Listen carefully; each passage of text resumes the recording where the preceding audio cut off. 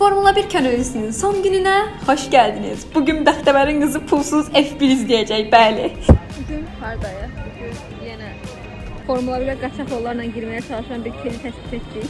Maşallah mayonez ketçup tapdım. Allah razı olsun senden. İşlik Qafar bəy alma yeməyin gözləyirik. Baxın Nuray xanım, gecikmə səbəbimiz bunun alma yeməyidir. Bizə mayonez təşkil elədi. Onu sevirik.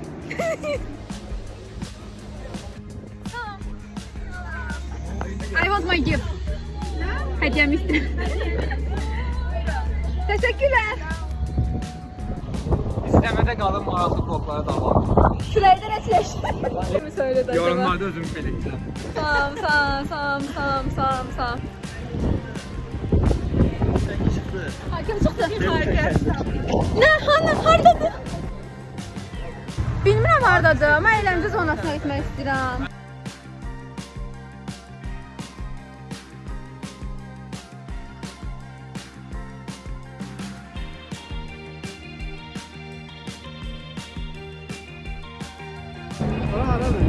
Bilmirəm haradır, amma bizə baxmaq niyyətdə deyirlər çox. Gəl, orada oturan qız baxır, bax elə bir.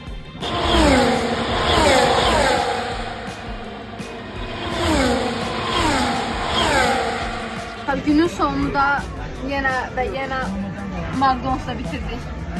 İzlədiyiniz üçün təşəkkürlər. Bu arada mən hər də fanzona falan gedə bilərəm. Geçsəm çəkəcəm.